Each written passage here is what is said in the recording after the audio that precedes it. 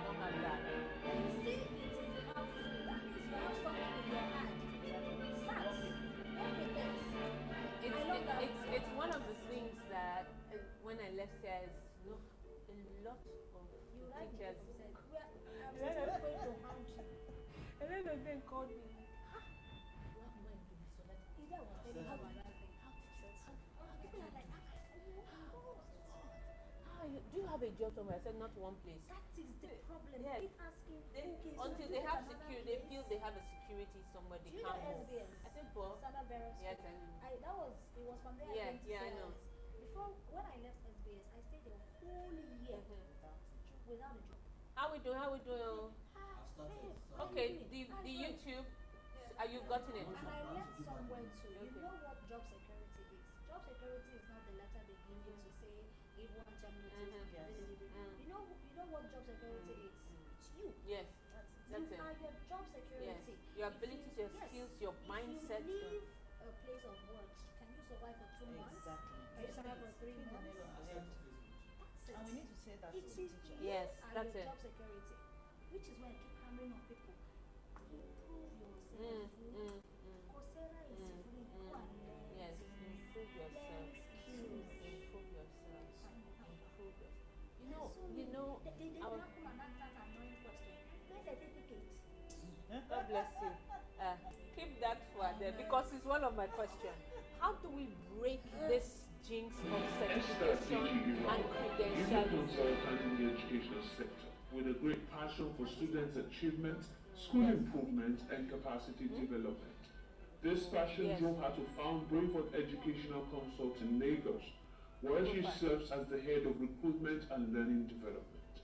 And with several degrees from the University of Port Harcourt, Rivers State, Nigeria, the University of Lagos, Nigeria, the New College Nottingham Institute of Personal Management, Lagos, Esther Deji Irawo has teamed up with the Institute of Learning and Skills Development, Lagos, the Joint Police Program for Public Schools, the SOS Children's Villages in Solo, Lagos and Abuja, in training school teachers and students preparing for the international education, and the Stephen Adams Social Information Foundation Ikeja, GRA, Lagos.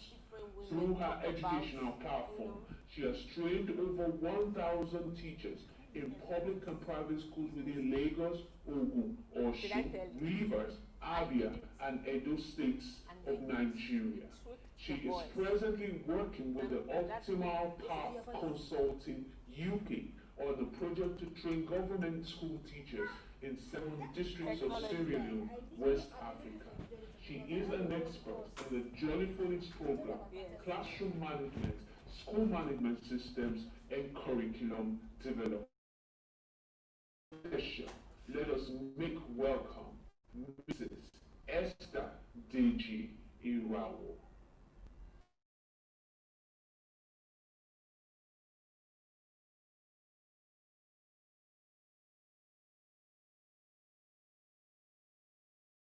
In 2007 at the age of 24 years. Under her direction, the company has grown to become one of the top 3 independent petroleum product marketers in the non-depot owner category in Nigeria. She holds... So she's not supposed to be there.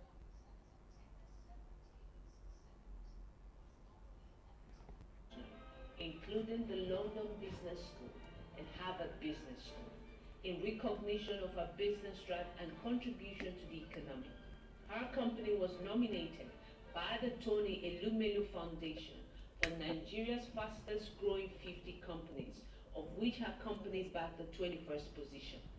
She was also nominated for the Masters category Ernst & Young Entrepreneur of the Year Award in 2014. And in 2016, her company was given a Distinguished Merit Award in Marketing Management by the Chartered Institute of Corporate Marketing and Management of Nigeria.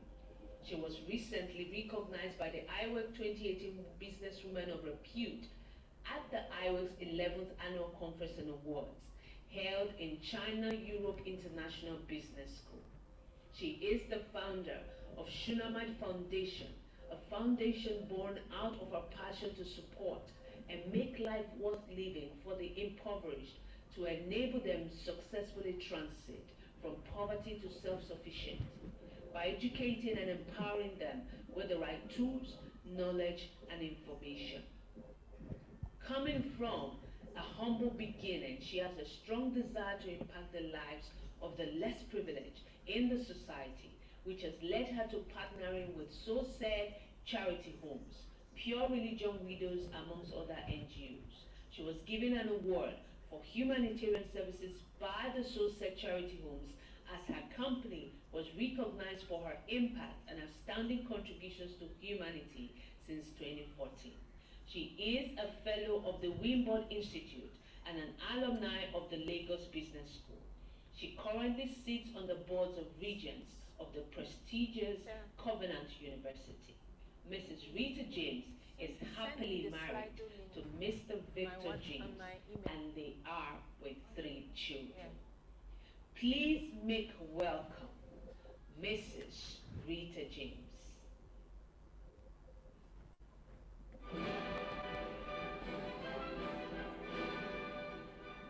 Uzoma Uduma is a passionate educator, an author, literary expert, content creator, ghostwriter, a blogger, and a professional trainer with over 10 years of experience.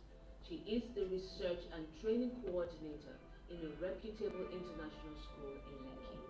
She has a BA in English from the University of Uyo, a PGC from the University of Nottingham, UK, and currently doing her Masters in Education from the University of South Wales, UK. Uzoma is an accredited Jolly Phonics and Jolly Grammar trainer with Jolly Learning Limited, UK.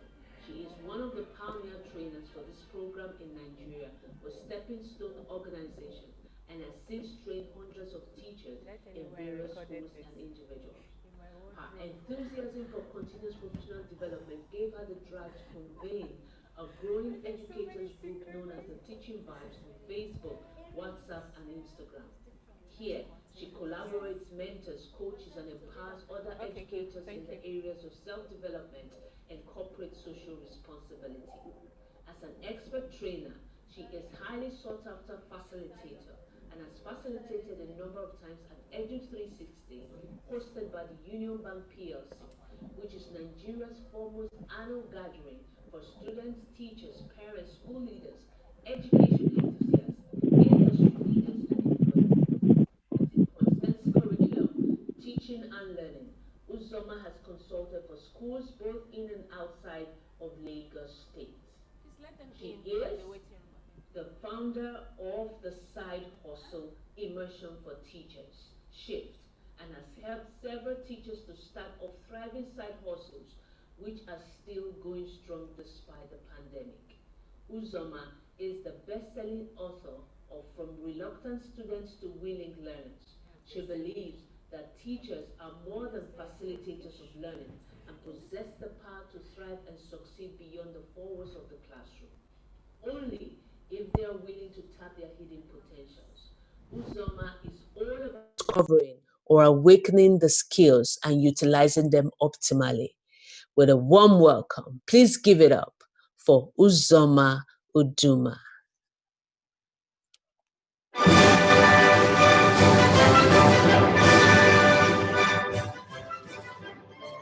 Adetola Salau is an author, future readiness advocate, innovative thinker, and global educator. A social entrepreneur and researcher driven about and re-engineering the mindsets of the African child to creating their own economic prosperity through STEM skills. She is the founder and non-executive director of Charisma for You Educational Foundation, a social innovation organization that focuses on the transformation of the educational system, especially STEM education in Nigeria and Africa as a whole. She is a STEM advocate who works towards the emergence of a vibrant Africa through the effective utilization of education. She has been a keynote speaker at various conferences such as Princeton, Global STEM Women, and guest leaders to name a few. The author of over 10 books, on utilizing STEM education in K-12 schools and the host of STEM conferences for teachers and boot camps for children. She has been featured in news periodicals like The Nation, Premium Times, The Guardian, The Vanguard, The National Daily, The Sun, to name a few, and TV stations such as Channels TV, Wazobia TV, TVC, and Galaxy TV. She has participated in programs such as the MIT Innovation and Entrepreneurship Bootcamp, as well as the Acumen Earned Income Accelerator. She is a multidisciplinary educator with over 20 years of experience, providing creative solutions for schools, districts, startups, and nonprofits. Adetola Salau is a doctor in curriculum, instruction, and the science of learning from the University of Buffalo. She is currently deploying her learning to create solutions for Lagos State students and teachers through her work as the Senior Special Advisor on Education to the Lagos State Governor. A social entrepreneur deeply rooted in building the capacity of students and teachers in Africa for the fourth social revolution, she is passionate about eradicating poverty through quality education. With a warm welcome, please give it up for Mrs. Adetola Salau.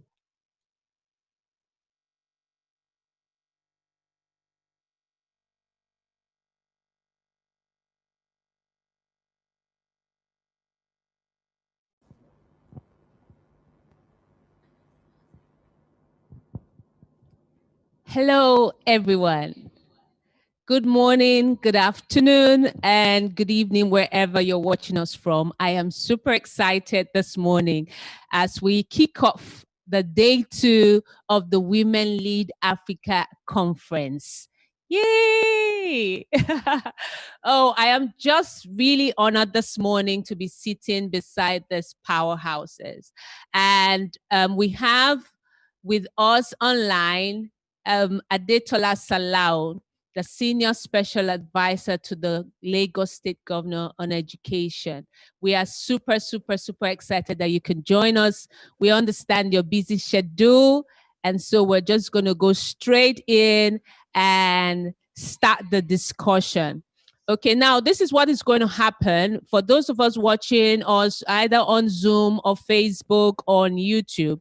So if you have questions that you feel you need to ask the panelists, you get to sign in. It's going to be on the screen through slido.com. So just put in your questions and we'll get your questions and we get to ask them as much as possible before our time runs out.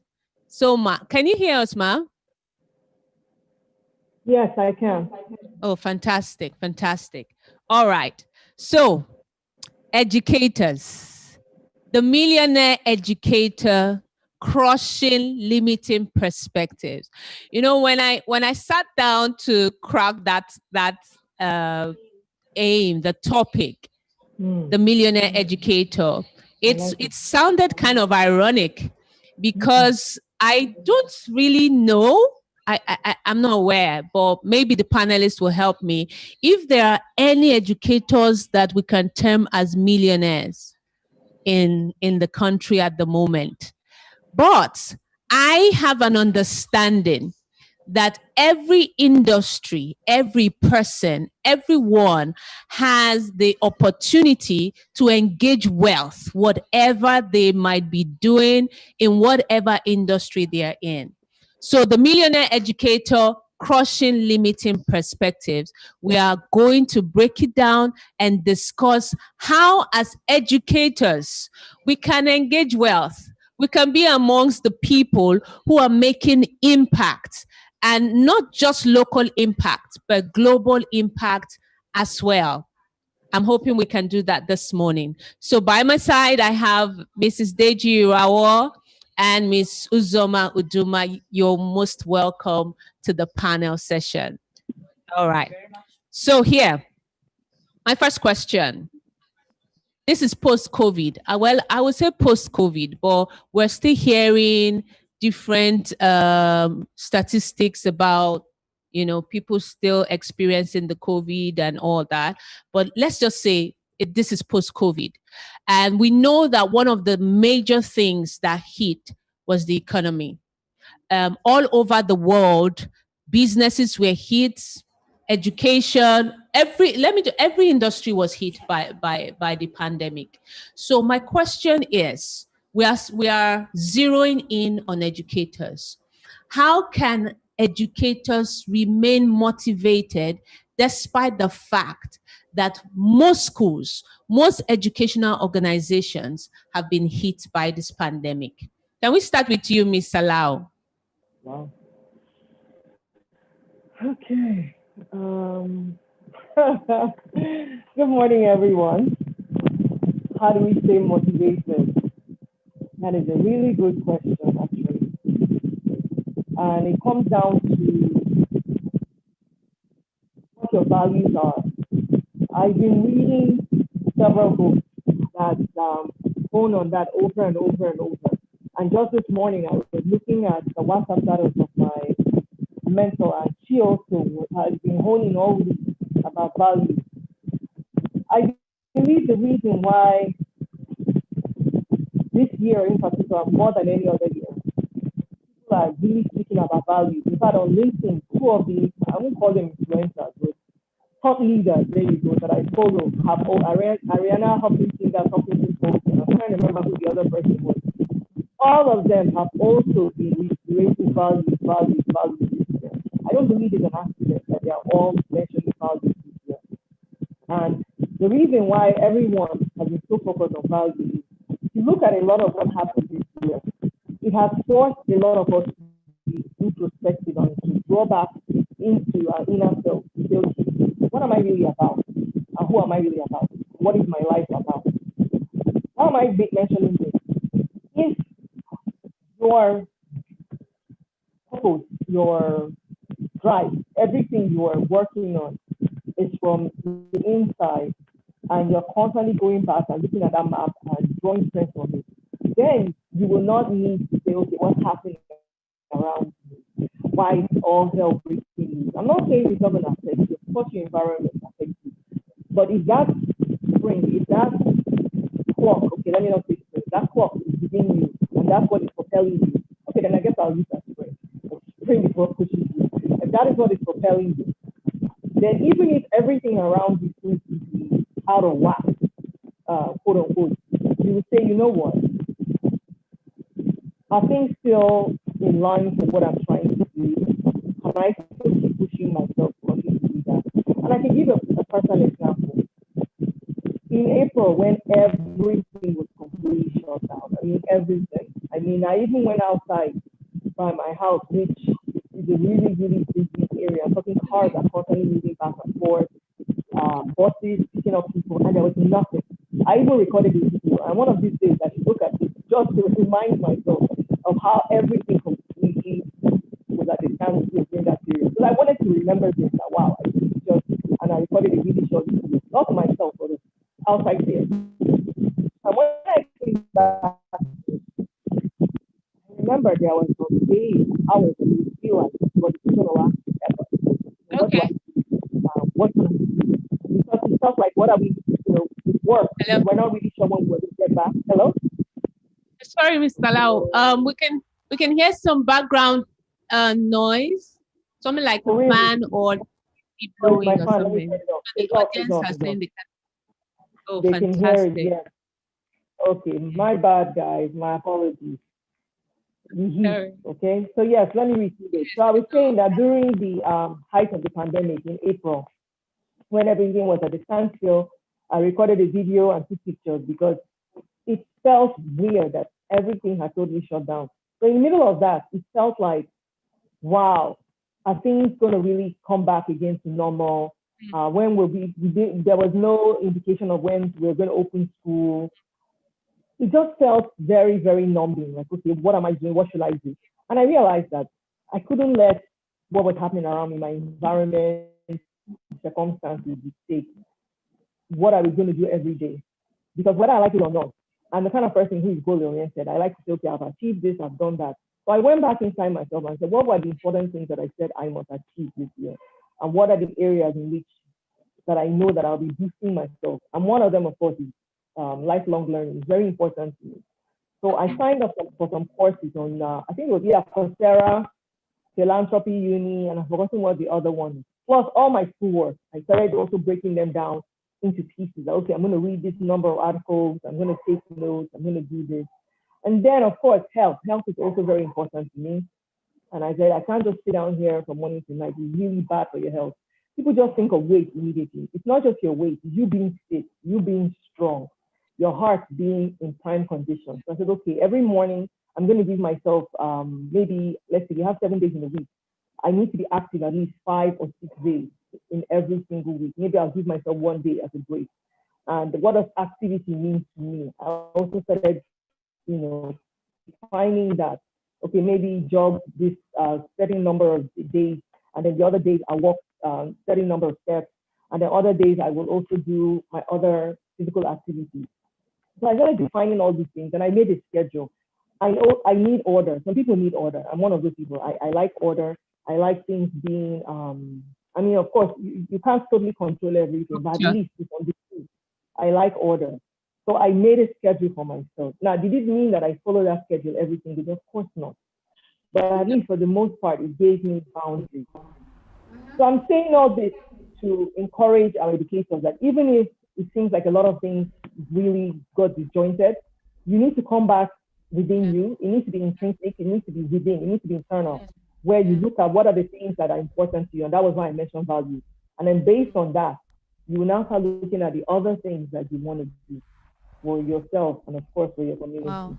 Thank you so much. Values. What are your values, really? So your motivation must be intrinsic. It's from within and not without. Because sincerely, when someone said, when your savior doesn't come, what do? You save yourself. You have the capacity and the ability to create salvation modes for yourself. And that is exactly the message, not just for us as educators, for everyone, because we are all in this together. What do you think about what she said, Ms. Uzoma? Yes, I particularly liked that she mentioned the fact that you need to keep coming back to yourself. Honestly, that because it has to come from you. If you tell yourself you can't do it. Okay, so I like the fact that she mentioned that we need to keep going back to ourselves. The motivation has to come from you. So there's this intrinsic motivation, which we even teach the students in our classrooms. Intrinsic motivation comes from you. You're not waiting for anybody to give you that motivation. It has to come from you. And you need to believe in yourself. You need to believe in the values you have created for yourself, your principles. Because really, if you don't believe in yourself, nobody will believe in you. So I like the fact that she mentioned self. We need to keep coming back to ourselves because that's the only way we can go on. Okay. Thank you very much. Thank you for that. Now, when we say we need to keep coming back to ourselves and motivating ourselves, we also have to understand the kind of situation or the environment we're in right now. So for me, if we compare ourselves with other first world countries, I think the situation, the economy is kind of like, it's easier for teachers or educators or people in any industry to how do I put the word, to fall back on something the government provides. Yes. Now, based on our own situation, I want to address this first to Salau.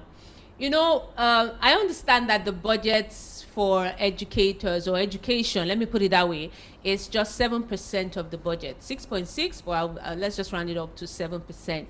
As against Ghana's 25% and some other countries. Federal. You mean federal? Yes. Okay. The federal. So what I wanted to direct, the question I wanted to direct to you was, what is the Lagos state for now? We are in Lagos. What is the Lagos state's plan the government, the plan for education post-COVID. How is that going to, the budget, does it have teachers in mind, or is just for the children, or is just for classrooms? What is the plan for from the Lagos State government for education? Okay, first of all, I'm glad that we're distinguishing between federal and Lagos State, because I was going to clarify that we have no say. No. I want us to be very, very specific. I was going to say that we have no say at what goes on at the federal level. The ones that I'm concerned with and I have personal involvement with is what happens here at the state. And I have to say that I've been saying this at various programs, and I'm going to also reiterate it here, that I'm really proud and I'm really glad to be a part of what we're doing here in this administration, because for the first time in years, apart from Ministry of Work, which of course is capital intensive, education actually has the highest slice of the budget. Wow. Yes, it does. You can go and check it and you'll see. It's never ever happened in a long time. And I'm hopeful that this will set a trend that after us, others will also follow in this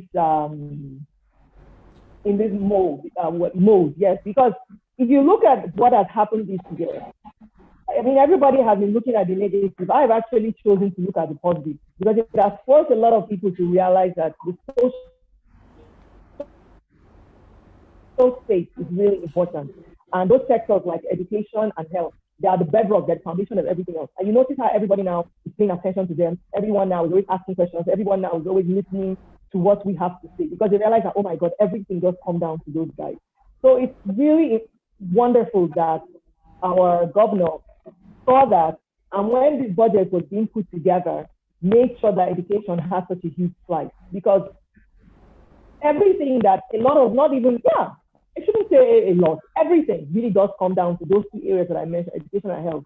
When I go around the state, because we've been going around for COVID readiness course, as well as school visitations, whenever I go around, I'm always struck about the number of schools, both private and public, because a lot of people, when they think of state, they automatically think public, and they forget that the state actually has jurisdiction, both over the public and private schools. So I'm always struck about the number of schools that are out there and amount of work that we need to do in all these schools. I'm so happy that this administration realized that and earmarked that amount of money.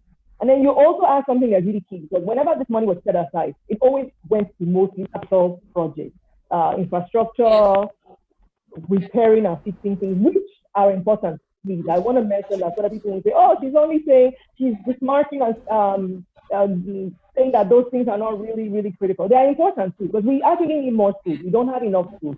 I'll be the first to admit that. We don't have enough schools. We need more schools. There needs to be massive refurbishment in a lot of these schools. There are so many things that I've seen that we start to talk about. We're going to be here for tomorrow and beyond if I start talking about the things that we've seen. However, we all know that what is really important is boosting the human capital. And in order to do that, the first point are the teachers. So we have to work on building up our teachers. So part of this budget is different programs, different interventions centered around the teachers. Really, really robust programs around teachers. Because remember, like I said, the teachers are in the middle of that tripartite. Well, I haven't said that yet, so let me say it.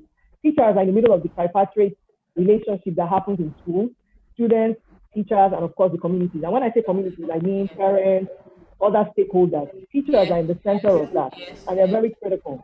So boosting them and working on them is really, really key. And that is a part of what we've earmarked when we are putting together our budget. We're going to be releasing more about this budget and our plans towards the end of this year and the beginning of next year. And you will see that a lot of what we are planning centers around teachers, because they are such an important part of that equation. Removing them, to me, is tantamount to saying you want to put them to totally fail. Beautiful. Thank you so much for clearing that up. It's really exciting to know. Yeah, understanding that teachers are the center of change, and they are an integral part, as you say, of that tripartite relationship between the parents and the school itself, and the focus of the state government on the teachers this time around is just, it's mind-blowing, and I'm really excited about that, because one of the questions I put here was, how do we close the divide between the bourgeois and the average schools? How do we, well, let's, it's not a hidden fact, it's not a secret that there is a big and huge divide between the, I use the word average, I don't want to use anything lower than the word average. So between the average and the bourgeois schools. And you know that the narrative would be money is needed for quality. So for us to get quality education, we should be ready to pay through our noses. Does that really follow? How do we close that divide? This is the Okay. Yes, I think it's a very, thank you. It's a very sensitive topic, and it's very important.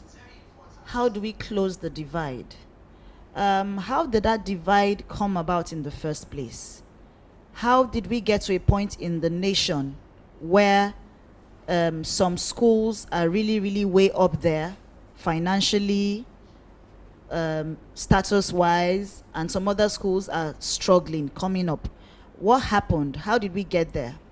If we go back in history, we'll discover that education was with the missions, the churches, you know, missionary organizations, and then going forward, it got to the government, and the government took up the task to provide education, okay, at all levels. But by the time we found a gap where education was no longer as qualitative as it should be, the opportunity came for private owners to begin to say, let's start our own schools. Okay, let's set up schools. Let's begin to close that gap in terms of quality of education. But who is supporting the private school owners? How do they get funding? Is it from friends? Is it from banks? How have they been able to sustain the schools? Over time, that has been a challenge. I guess at some point, certain schools were able to sell the idea that, look, parents, if you want good education, if you want quality education, you need to see the value and pay for it. So the ability for some schools to be able to let parents know that we're going to give your child this kind of value that will help the child through life. We're preparing your child for life. I used to see a billboard that says, if you think education is expensive, try ignorance. I think that's sold. I think that's mindset, you know, something was created there. And parents began to put more value and say, okay, I want my child to be in the best school. I'm going to pay, you know. But the question is, should education be so expensive that the child of the tomato seller in the market cannot afford it? You know, can that child still have that opportunity? To be honest, there are some schools, bourgeois schools, that have been able to reach out to government schools, public schools, struggling schools, upcoming schools to say, oh, we're going to give you all our desks because we're able to buy more for our students. I worked in that kind of school. I don't think I'm allowed to mention names, where we had a government school next door. And so every time there was a budget to change all the furniture in the school, they gave their old furniture that was still functional and very good to the other school. You know, so I think collaboration, reaching out, bourgeois schools, schools that, top schools, we call, okay, if we categorize schools as A list, B list, and C list, A list schools should be able to reach out to B and C schools to say, okay, the government may not be able to do everything, but can we collaborate? Can we support you? Can we help you? Can we reach out? And I know that there are some schools that are adopting schools now. You know, I will pray that most of those big top schools will be able to adopt and help and support the upcoming schools. That will help to close the gap. Beautiful. Thank you so so much. Usoma, what do you think? Because one of the things I just picked out is the word collaboration. It made me tingle inside. The word collaboration, because truth, there is a budget that will accommodate teachers. There might be a federal budget. There is a state budget, and on like that. But there is just about the limit to what the government can achieve. So the place of collaboration comes in, where individuals and private schools and private owners can help in developing those B list and the C list schools, as she says. What other ways can that divide be shrunken? How do we close that gap? Okay. All right, thank you very much. Okay, so first of all, I want to still buttress on the point she made, especially the part about collaboration. So I think going back to what Esther mentioned before, I think we all need to get back to the beginning, where we started from. The point of education is to enlighten, is to teach children. It's to build our nation. Education is teaching children so that they would grow up to become leaders and then to become nation builders and all. So I think if we have that concept, that mentality, so it's not about these are the children my school created. These are the students my school. So it should be a communal kind of thing. So it should be that Esther has a school, she has a school, I have a school. We're all creating nation builders. And I think if we think it that way, then it's easier to collaborate, because it's a case of, okay, I have these books I have used in the library for the past 3 years, and I'm getting another set. And I can give this set that I have to school B because I know they don't have this much, or I know they don't have at all. And again, at the back of our mind, remembering that it's for the children, it's for the nation. So it's not just about my school. So I think mentality, it's a big one. We're training students for the nation. Is the African child we're trying to groom. I remember growing up, they would say, one parent doesn't bring up a child. It's a community. It's a community. So there's that communal belief, there's that communal mentality. So I think if we have that at the back of our mind, to always say, it's not about that child on the mainland, it's not about, oh, this child is on the island, it's not about what our school has got, it's not about the facility, it's not about anything, but it's about the child, it's about the children we're trying to reach. So that communal mentality, I think we need to get back to, and to always remember that we are training children, the nation. Is the nation we're training, not just students in my school, students in our school, A-class students. No, it's the nation, it's Africa, it's Nigeria, it's the world.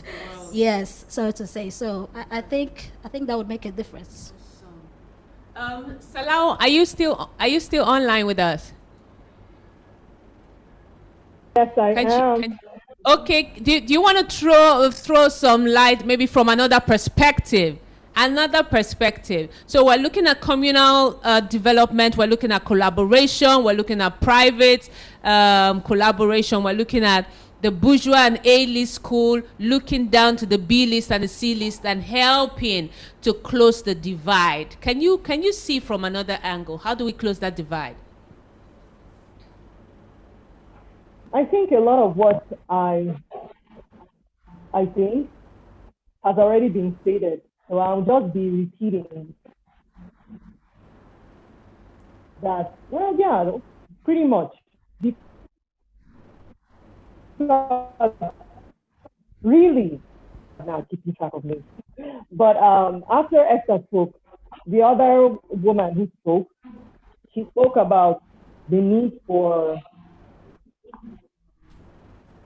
us to realize that we're doing this in a communal way, that we are all building our communities together and we're all raising nation builders.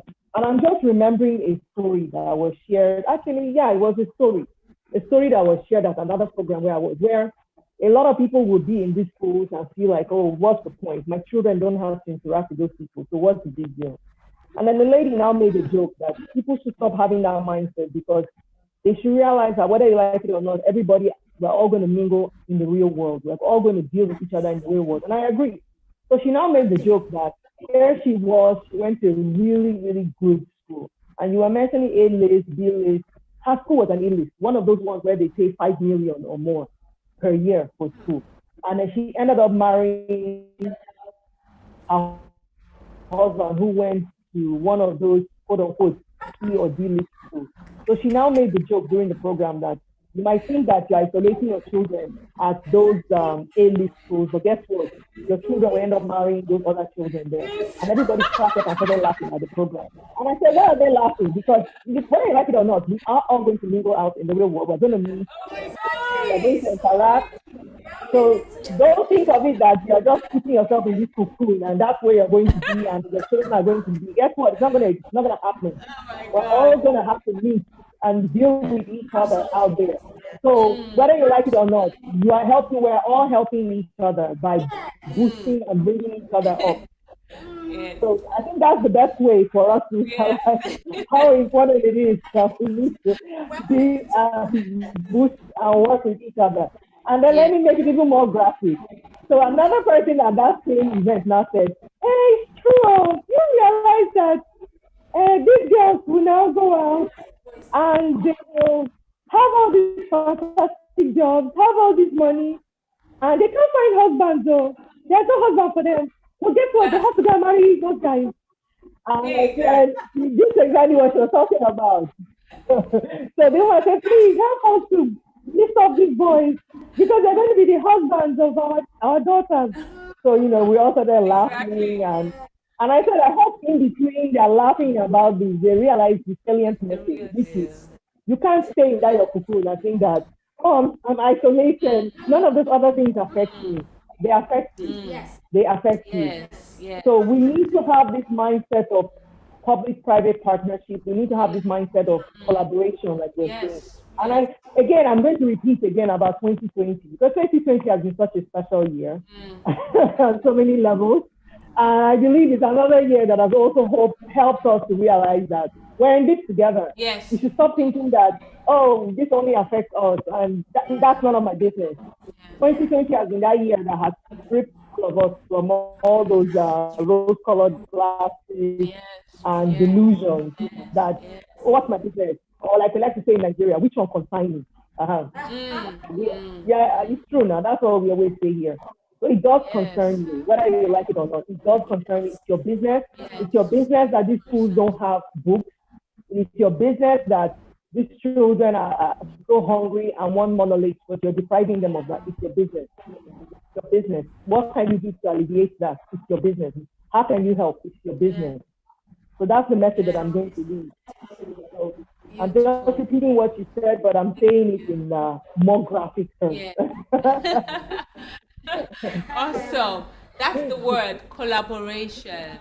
We're in this together. We are nation builders. We are not teaching or putting our children in A-list schools.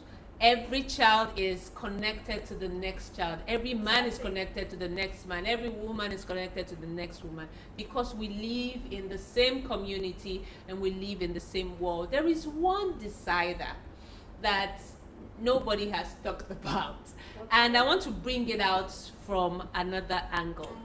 And that for me is the place of the teacher. Because if I employ a teacher who can't speak English well, or who does not have the skill to teach, and who probably is there because of one problem or the other, just trying to get a job, or who even has the PGC or the BA or whatever education, and said, okay, I have the certification, so I should be a teacher, and I go in there, and still cannot produce the quality that you desire. Will that not create a divide? Don't you think so? That for, I think the place of the teacher is probably the most important that decides this divide. Now, I'm saying this because when we were growing up, now I'm talking from the context of Nigeria, when we were growing up, we had teacher training, they call them teacher training teachers. I forgot it, something. NTI. They used to come to primary schools and schools like that. They call them teacher trainers, something like, yes. So, and they would come and we were taught with counters, with bottle tops, we were taught with every form of manipulatives that you can think about.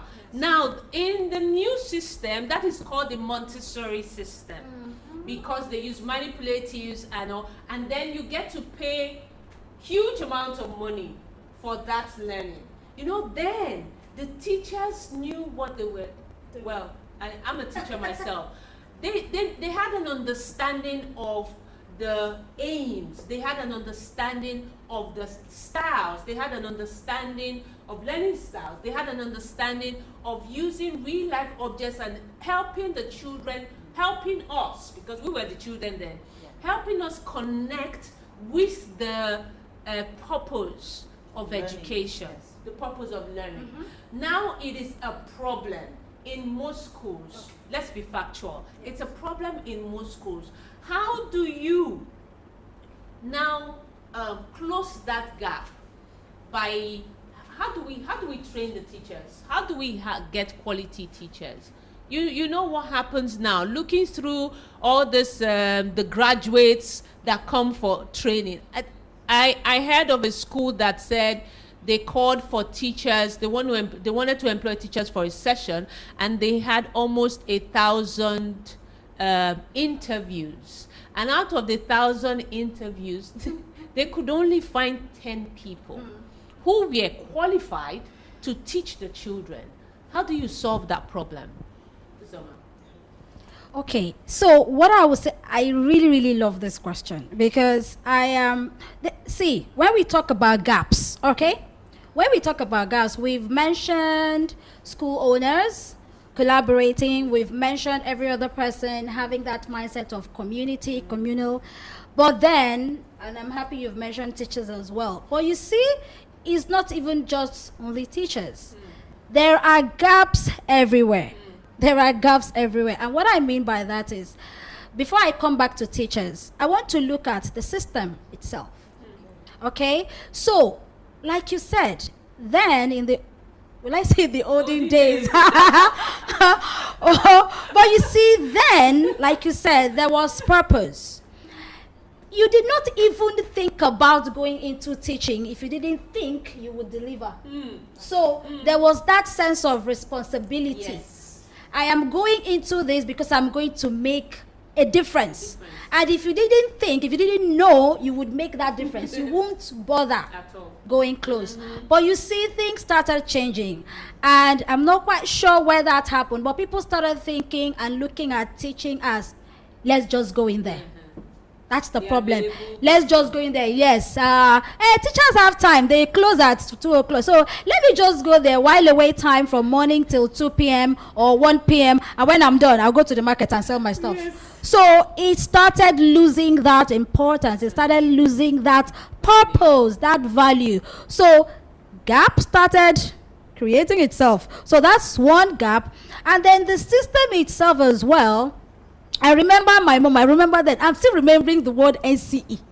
You know, TTC something, yes, all those teachers. See, that was very, very important. When they told you were in, I remember for, I think government, like government schools, when they say you are in, they have these levels. Yes. I'm a level 8 teacher, I'm a level whatever teacher. There's importance attached to it. To be a level whatever teacher, that means you have undergone, you know, the process, everything, and you are an experienced person. But I think we've watered all that down because, again, there's this thing about teaching. Let's just go and teach. So that is as far as system is concerned. Then for teachers, there's something I am passionate about teachers. Honestly, I am. So when we talk about gaps, you see somebody coming to say, like you said, you have out of 1,000 candidates, you can only get 10. Wow. People who know math, how's the calculation? Which number of people have not, were not able to do it? Okay, so where I'm driving at is, we go back to self. You. Okay, the fact that you couldn't get the interview, the fact that the country is hard, yes, we know all of that. What have you done to improve yourself? I really don't like it when people keep saying, they didn't do this for us. Government has not. I know there's a place of government doing something. I know there's a place of, country or, getting help. But there's also a place of you. So you need to do this thing for yourself. You need to do it to improve yourself, because believe it or not, even if you don't get a teaching job, if you have skills, you can do something else. But honestly, it's so pathetic, it's so sad that you would employ a teacher and then the teacher can deliver. A friend of mine once said, a school owner actually, and it is true, it is hard these days to get quality teachers. And it goes back to passion. Those teachers who are passionate about what they are doing. And it's just because people don't bother anymore. Let me just go there. Somebody mentioned that thing once. I think it was you, salary. At the end of the month, they pay me my salary, I go. So there's a gap of the system. There's a gap of the teacher. So I think we need to go back. The system needs to be more, I don't know what the word to use, stringent, strict, whatever it is, but I think we need to have more structure put in place to make sure that before you can say this person is a teacher, that person has undergone proper structure, proper training, and then I think we're going to talk about the training later. But the thing is, do not just, honestly, for the sake of the children that we've said we're building, the nation we've said we've built, don't just go for the sake of, let's just go and do it and while away time, honestly. So gaps, all these gaps have to be looked into. System, teachers, parents, let's not even go to parents. So there's gaps everywhere, and I think we all need to have that sense of responsibility again, that we are building the nation and we don't want to, make a mess of it. Thank you very much. Now, it's about self, and it's about building systems and structures. So maybe we should look at the systems and structures. Sorry, can I interrupt you briefly? Excuse me. Okay. Yes, I really have to go. I have another event at Allen that I have to right. do. I think I Thank you so much. Thank you. We had a very awesome. No, I want to say thank you for allowing me to for hearing all your ideas. You've actually made me go back and think now about something. So I'm really grateful for that. Thank you for this. I just really have to run so that they don't think that I'm not going for that. So I'm sure they're also following. I'm wondering, am I going to get over understand. there? Okay, that fantastic. Thank you so much. They had met me for that one a month ago. Let me run. Okay. All right. Yeah, bye. Okay. All right, ladies and gentlemen, thank you so much. We still have a few minutes for questions. And I said, you have questions, please go on slido.com, and the link, the code will be on the screen for you. Just use the code on the slido.com, and then you don't need to download any app. Just go on your browser or click the links if you have the links, and just go there and ask your questions. All right. So we need to, let me just move it forward. Yeah. Let me move it forward, because I wanted to delve a little more about that structure. Okay. Because if you say systems and structure, when we say systems and structure, what do we really mean? Okay. Because even the B.Ed students, you went to school and you have that certification as an educationist. You've done the TRCN for Nigeria, and then you have other boards even in other African countries. Yeah. And they still enter the classroom and cannot deliver. That's a system, right? That's a system. Because you come out, the system should we say the system is from the university? Because by the time they are coming out from the university with your B.Ed, you cannot even, what's the word? You can't defend your certification. If you cannot defend your certification, then why is certification and credentialism a craze in the system? I know that I have a skill to teach. I know I am passionate about it. I know I have done studies. I know I have not had maybe I do not have the financial capacity to go to the school. So I have done online courses. I've gone on Coursera, I've gone on Allison and all that, and I have built myself. I have understanding. Can I not be qualified to be in the classroom compared to someone who has the B.Ed, has the TRCN, has everything, and is now selected above me? What do you say about that? Just briefly, so that we can ask that main question about millionaire teacher. Okay, sorry. Okay, so thank you very much. So when we say system, you've mentioned it, it cascades down. It cascades down and it cascades up again. So it's all the way from the university and this craze for certification. And honestly, that craze for certification is even affecting teachers right now. You tell teachers, educators, go on Coursera, go on Allison, go on FutureLearn, go on Udemy. These are places where you will learn skills that you would use for life. And the next thing they're asking you is there a certificate? And then it just takes away the whole, essence of the whole thing. So honestly, I think we need to move away from that certificate mentality. And again, honestly, that is from the system that I mentioned as well. They are making so much, they're making so much fuss about it. So it even now driving people to say, let me go and do so thing so I can get the certificate. And so that's why they just go and do, and they don't really have the skill. So they're just doing. I give you an example. My first teaching opportunity. By the way, I read BA English. I didn't read education. My first degree was BA English. So I wasn't an educator, I didn't do education. But then I went to a school. The first school I taught in Lagos here, it was the superintendent, the owner of the school, who interviewed me. And thank God she had that mentality of, I know what I'm looking for. And as a matter of fact, she said yes. She said she was going to be involved in the interview because she knows what she's looking for. So I go into this interview with my BA English. And then we had this chat. We had a long chat. In fact, people who went in before me, they did 10 minutes, 15 minutes, and they came out. And of course, it didn't work. And mind you, those were the ones who had the qualifications, all the educational qualifications. And then I go in and we start talking. She starts asking me questions. What will you do in a classroom if a child does this, a child does this? And I'm using my experiential knowledge because I have done these things. I didn't do education, but I had those skills.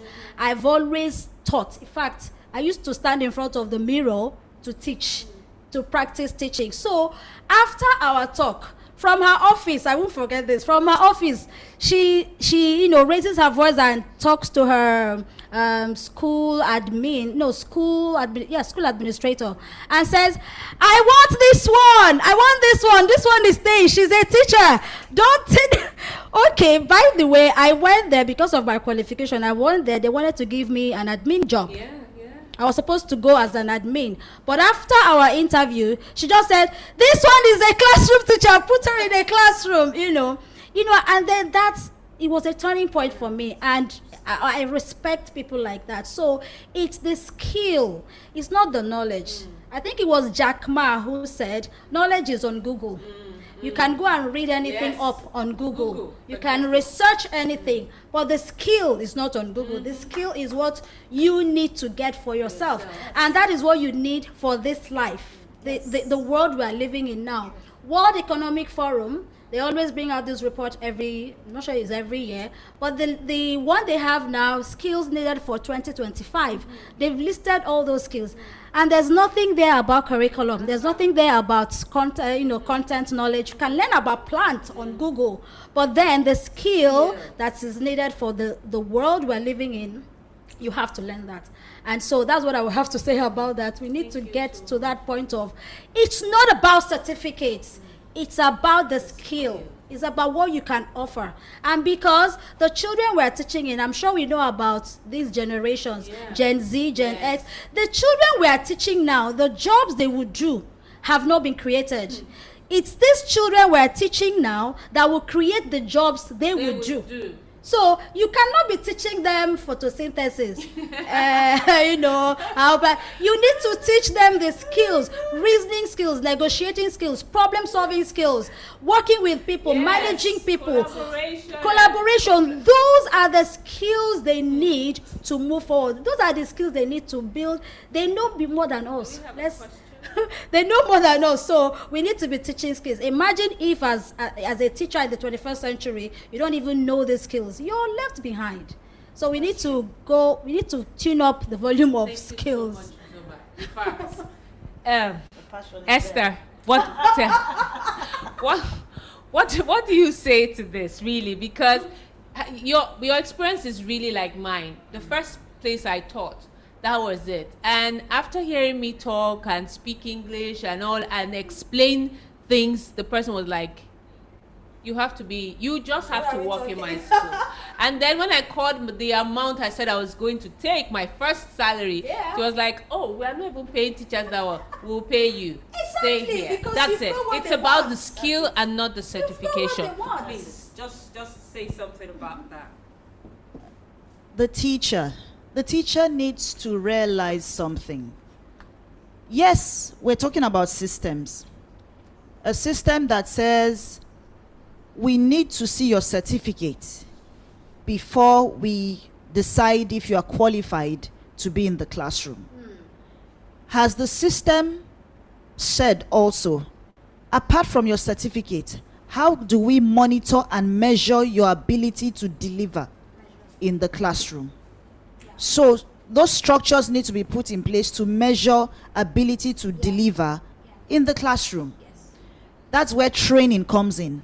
So when you were talking about the teacher training institutes, my mom attended one, and I remember her balls, her skip ropes, hula hoops, and she would come home. So as children, we were excited. Wow, mommy, what did you learn today? We want to. So the passion was there. Apparently, none of us on this panel studied education as a first degree. Yes. So how come we have been teachers and we are still teachers and we now train teachers? Because the passion is there, the gifts and the potentials are within us, and we've had to hone our skills. We've had to hone it to own it.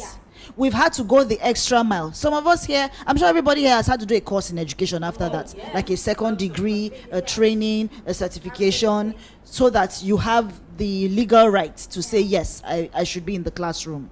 So dear teacher out there, I'm saying to you, even if you did not plan to teach and you had to do NCE, or you had to do B.Ed, or you had to be in the classroom one way or the other, now that you found yourself in the classroom, do you realize that you've been given a mandate to transform lives?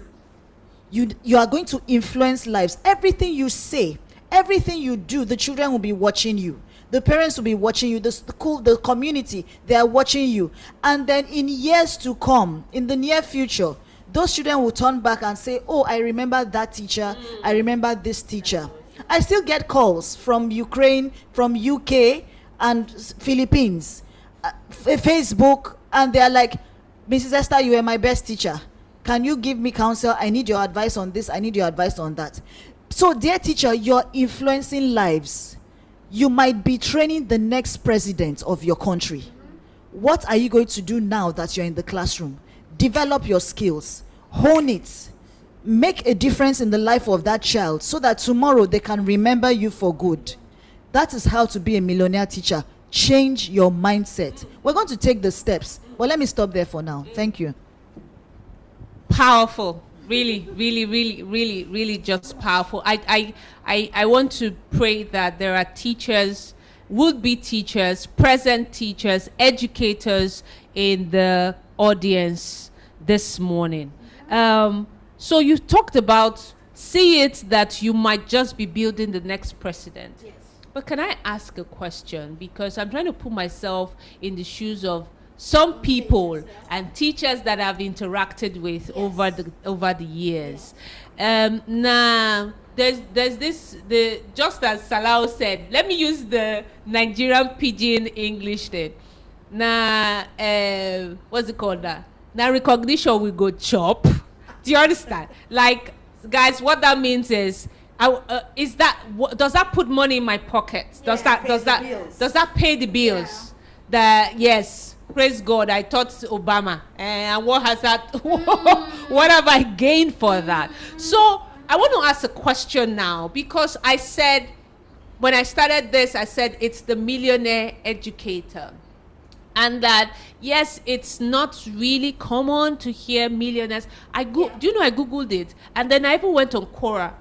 Can a teacher or an educator be a millionaire? Many of the answers were no. But one person's own stood out. And it stood out because that was my mindset. I won't delve too much into that. I'm going to leave you guys to do that. Now, the narrative is... our reward is where? Our reward is in heaven. Now, how do we change that narrative? Because I know the word educator, we must first understand that the word educator does not mean teacher, does not mean classroom teacher. Yeah. You are an educator, whether you are an oil worker, whether you are a mother in the house, whether you are a pastor, whatever industry you're in, you are actually passing out knowledge. Yes. You are passing out skills that the person is going to use to become someone or something, or to be able to fulfill their purpose and destiny in life. So I would say, please hear this now. Everyone is an educator. So, okay, now let's zone in on the classroom or the educational industry. How do we change that narrative and say, okay, it's not just about waiting till heaven now. How can I be rich? I want to be rich. So I don't want to leave this. Everybody's leaving the education field and sector because they are not making money. So how can I make money and still be the educator or the teacher I'm supposed to be? Okay, very good question. So I took time, I've taken some time over the years to look at that term, reward is in heaven. And my reward has not been in heaven. My reward has been on earth. And I've been getting that reward for years. Okay, so where I want to start from is the reward. Let's look at that term reward. What are you looking at as reward? What I have seen some educators, teachers do, in the past years is they are looking at that reward. So there is the wrong mindset and there's a, correct mindset. The wrong mindset is that reward means gifts, the things that parents will give you. You've taught my child. Before my child could not read, now they can read. Take. We think that is the reward. So that's the wrong mindset. That's not your reward. Your reward is, again, I haven't mentioned it. Your reward, again, is what you are getting, like she said. I don't want to get to heaven before I become a millionaire. I want to become a millionaire on earth. So your reward is that fulfillment that you're getting, is the fact that you are able to get paid now. I remember when I started tutoring, so our private lessons that we do, I remember that when I started, of course, some people still do it. So what you normally do is you charge per month, right? So I can't say I was the first person, but I started doing it. I'm like, I'm not doing monthly. I'm going to start charging per hour. And I remember that parents would say, whoa, no, it's too much. And I would be like, okay, that's fine, no problem. I have my skills. So this is what I used to do. I had this box of resources. So before I even take up any lesson, I would do an assessment of the child. And after the assessment, so it's a business for me. You need to start thinking entrepreneurial. If you keep thinking, I am a teacher, I'm just a class teacher in the classroom, then we'll keep having this mentality of, I can never become a millionaire. I have made so much money. I have because of the skills I've developed, because of the things I have given, because of the money I have gotten from what I do as a teacher, as a tutor, as a facilitator. I have sent myself out of the country to do courses, self funded. I haven't waited on school. So it is possible to be a millionaire right here on earth. You don't have to wait till you get to heaven. And it's all about you. You are the golden egg. I remember the story of the golden egg and the hen. So you are the hen. Because the golden egg can be stolen, the golden egg can be taken away. But you are the hen who lays the golden egg. So you are the whole. Keep improving yourself. Keep building yourself, because it's all about you. So I know these days now, parents who would come and I would say, oh, I charge so amount per hour, and they say, this person is charging whatever amount per hour, and I'm like, it's okay, you can go to them, and they will go, and after they will still come back. Why? Because they know what they are getting. Yes, exactly. The golden end. Honestly, because they know what they are getting. And again, I'm really talking to teachers right now. You see, this thing about these private lesson things, some of us just go there to 1 hour. Yes, you're checking your away. time. 5 minutes too. But you see, it's more than that. Sometimes it's the way we present ourselves that even make people start looking at us as teachers. You know, I am a facilitator. I impact knowledge. I am a business person. I am an entrepreneur. That's who I am. And like she said, I'm not just a teacher. I'm an educator. I'm a facilitator. I impact knowledge. I grow people. I mentor. I coach. I'm a mentor. I'm a coach. And that's the mindset I have. And that is what has made me to earn the amount of money. And yes, I am a millionaire.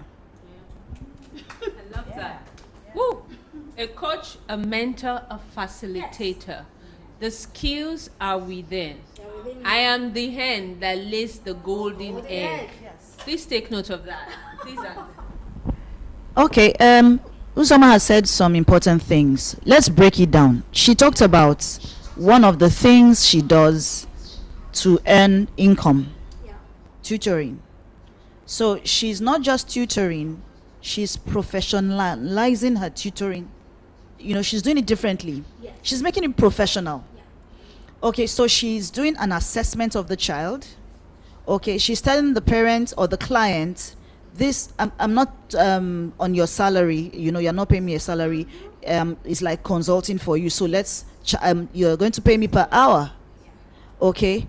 Now, why is it that the parents will say, oh, your charges are high, but after a while they come back to her? That's the point I want to bring. Dear teacher, distinguish yourself. You are a professional. If you begin to see yourself as a professional, if you begin to see teaching and education as a professional venture and not a roadside, you know, vocation, it will make a difference. It will show in the way you talk, the way you dress, the way, yes, your lifestyle. Your mindset. How do you think? Do you think, oh, 30 days make a pay? I have to wait until the end of the month before I earn? Or, coming back to Nigerian English, they don't pay salary.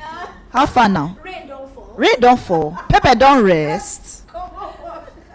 These are the mindsets we have. We're waiting, we're just waiting. So you go to the class, you come out, you go to the class, you come out, and it's about has my account been credited? I don't get alerts. You know, there are teachers that earn daily. There are teachers that earn weekly. I'm going to give an example. During the COVID, his name is Matthew Ashimolowo. Yes. He's a lecturer in one of the colleges here in Lagos, and then he's an education consultant.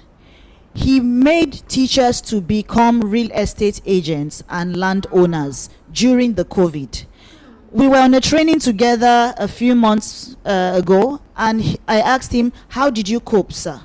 during the COVID? I mean, you were not lecturing, you were not teaching, you were not training teachers. He said, I was selling land and teaching teachers how to buy land and how to sell land. That's an example. And he told me I made some millions.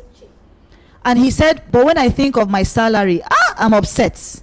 Because if I did not go into land, I don't think I'll earn as much as I've earned now. And that was during the COVID season. So he was saying, teacher, you're at home, you're not doing much, you're not in the classroom. What are you doing with your time? Do you have any savings? Can you borrow money? Do you have capital? Bring it.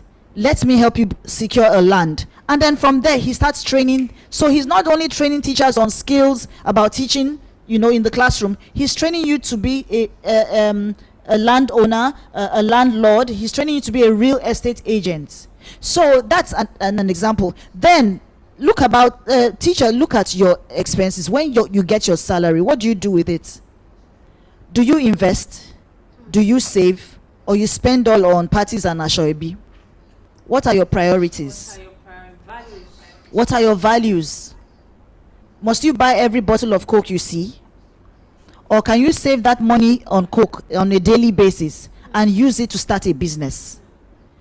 So our mindsets need to change. It starts with you, like we've said here. It starts from within. Change the way you do things. COVID-19 has opened our eyes to so many things. So many things happening around us. Suddenly you find that if you didn't have any savings and then your school that you were working in said, sorry, we can't pay you salary for the month. As a man, as a woman, as a mother, as a father, does that end the income for the family?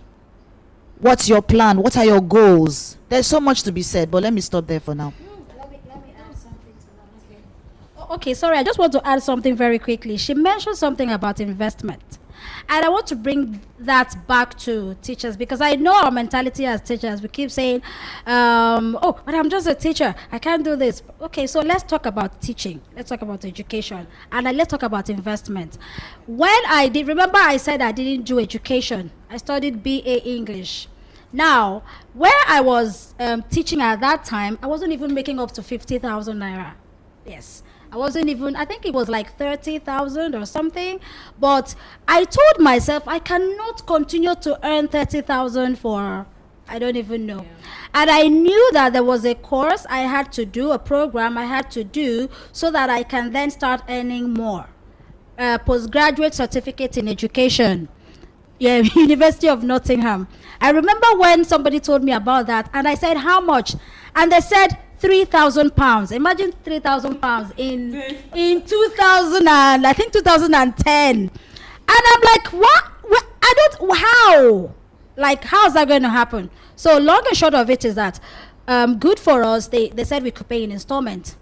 The first amount I paid to start that course, when I say it to sound very funny, the first amount I paid, because they said, drop whatever you have, just start. I think the first amount I paid was 10,000 naira. That was the journey of 3,000 pounds. But what am I saying? Like she said, I starved myself.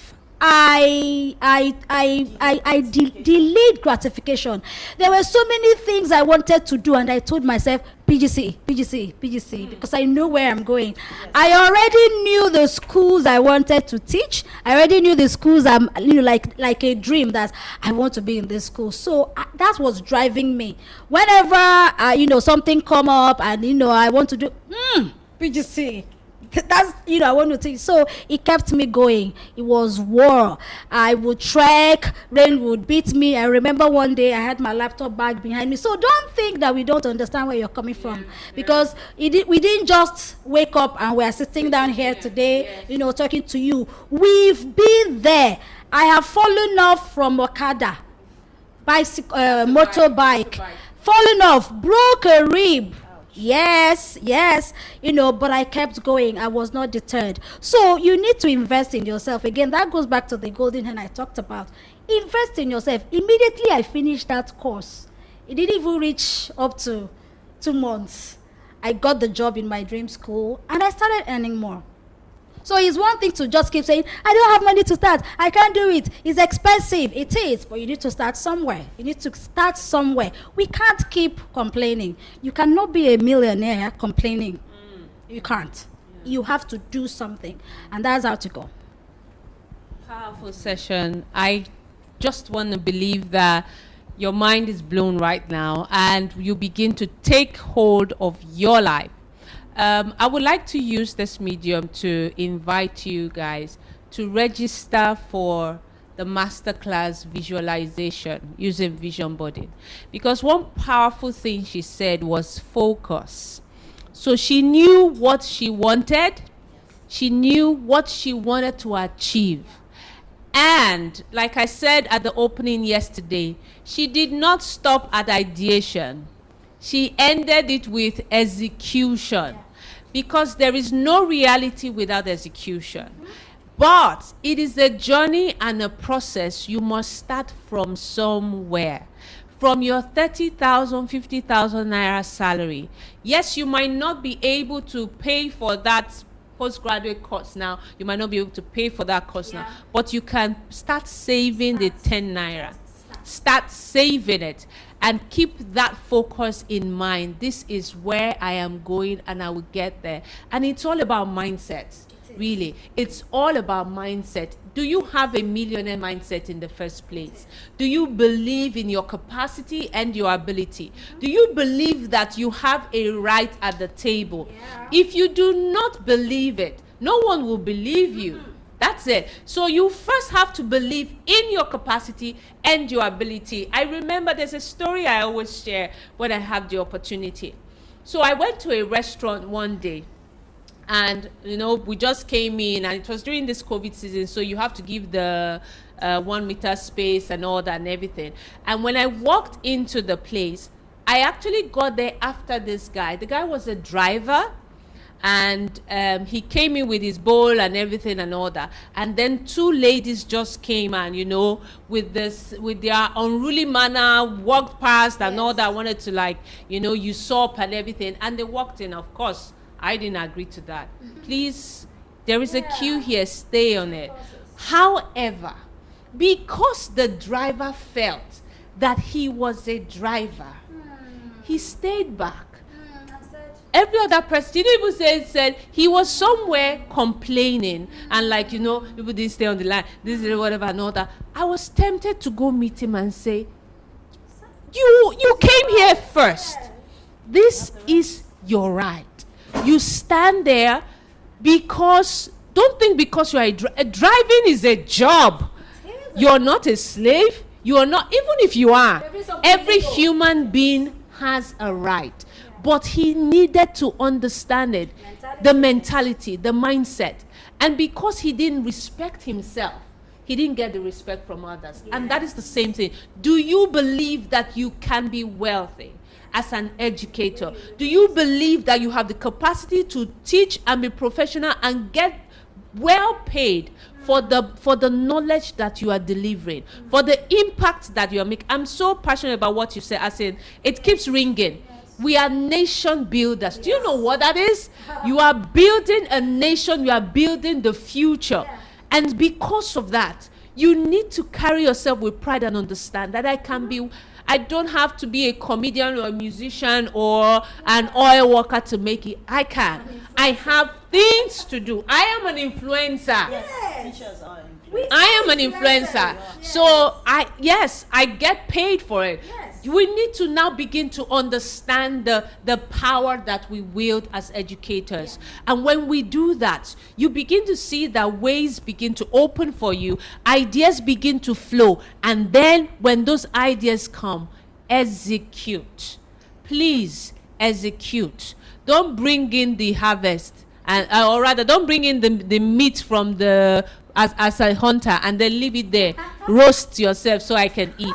No, it's I'm paraphrasing from the scripture. It says a lazy man will bring in the roast and will not roast it and just leave it. That's it. So it is actually a form of laziness if you do not use the whole capacity within you, the abilities and the opportunities that are. See, I did a research.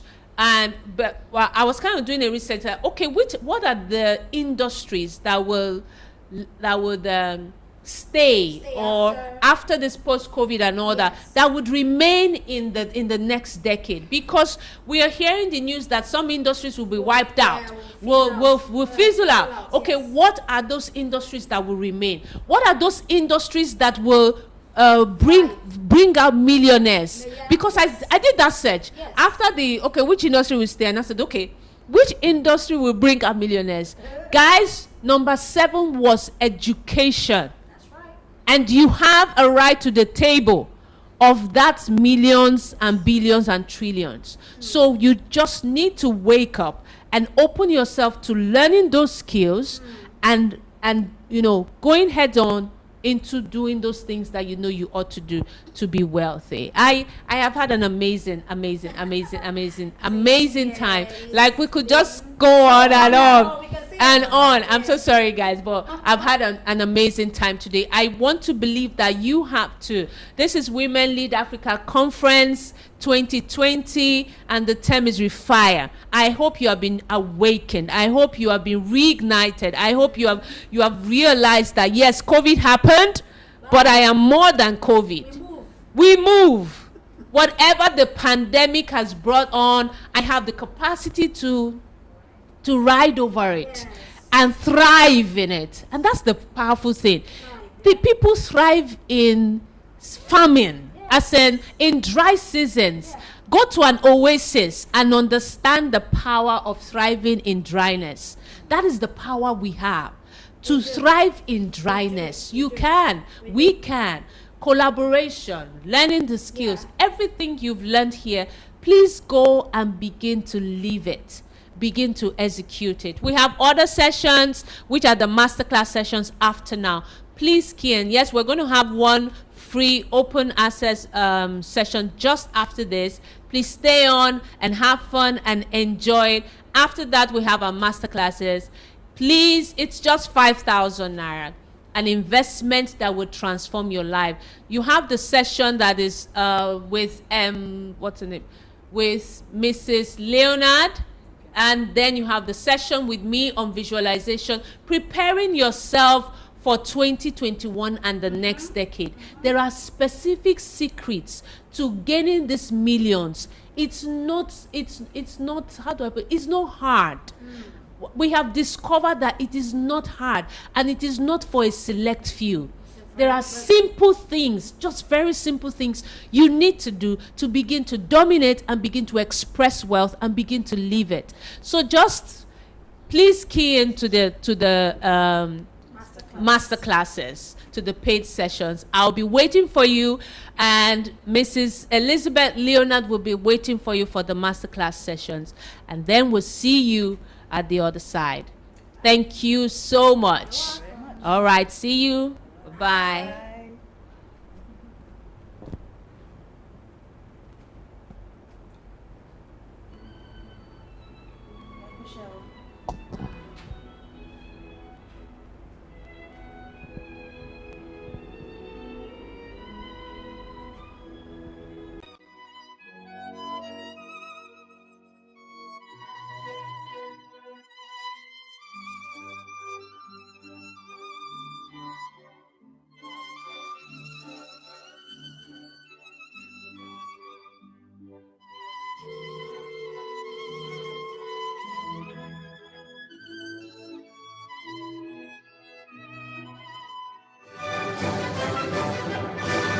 Welcome to Women Lead Africa Conference 2020.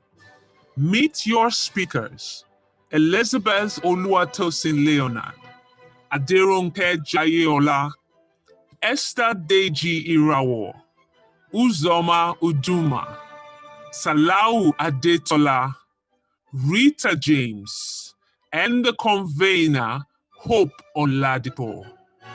Find the lineup for Saturday. Masterclasses on Zoom from 10 a.m. and panel sessions from 12. You snooze, you lose.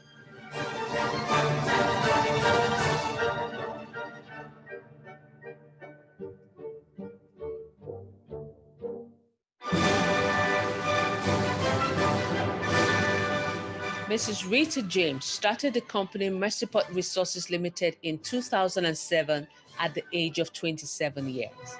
Under her direction, the company has grown to become one of the top 3 independent petroleum product marketers in the non-depot owner category in Nigeria. She holds a first degree in agricultural economics and has attended several trainings and seminars, both locally and internationally, including the London Business School and Harvard Business School, in recognition of her business drive and contribution to the economy. Her company was nominated by the Tony Elumelu Foundation for Nigeria's fastest growing 50 companies, of which her company bagged the 21st position. She was also nominated for the Masters category Ernst & Young Entrepreneur of the Year Award in 2014, and in 2016, her company was given a Distinguished Merit Award in Marketing Management by the Chartered Institute of Corporate Marketing and Management of Nigeria. She was recently recognized by the IWEC 2018 Businesswoman of Repute at the IWEC's 11th Annual Conference and Awards, held in China Europe International Business School.